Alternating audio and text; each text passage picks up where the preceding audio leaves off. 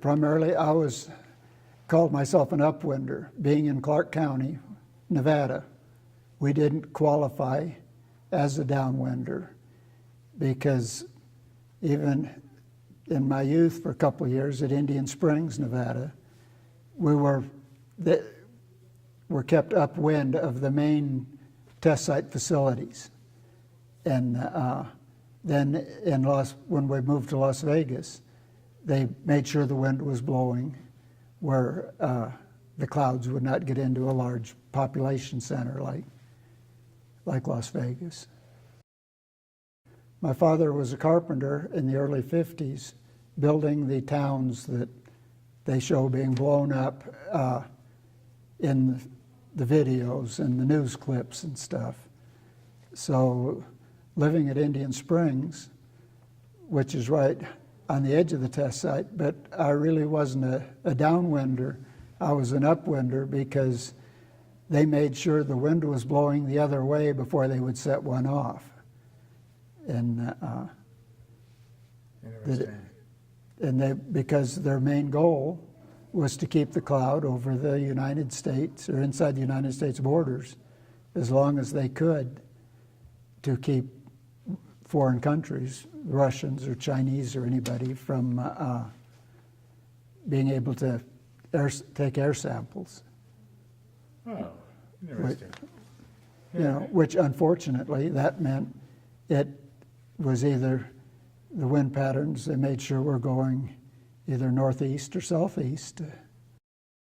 It was after the atmospherics I hired on in radiation control during the underground series. So it was far different where the shots were contained underground, and then you took soil samples from deep underground where they figured ground zero was, and then they analyzed them, which precluded, got the same information from a soil sample that they would have got from an air sample from an above ground blast.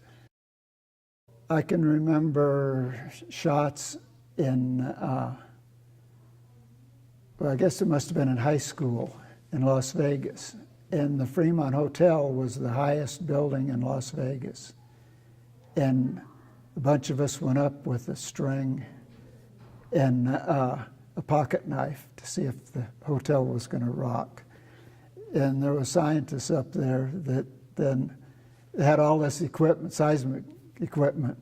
And the first thing that happened after the shot, they came running down to see if our pocket knife moved. Of course, they had all of their equipment, but it was just the casual approach to, and you could see the cloud from Las Vegas, on a couple of the shots. So it was just casual. It was the largest employer in southern Nevada at the time.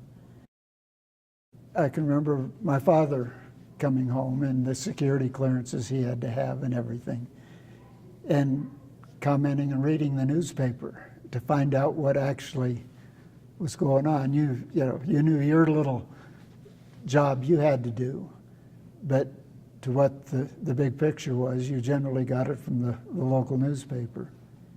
And it was just a casual,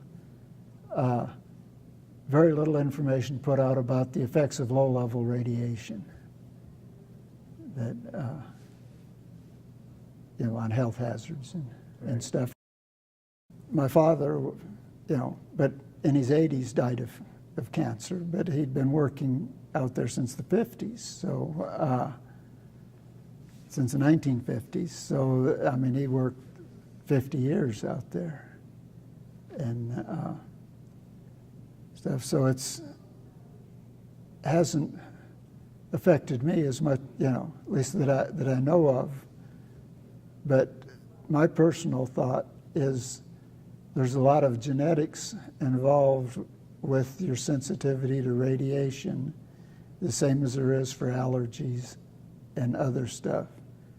How some people are more sensitive to it than others.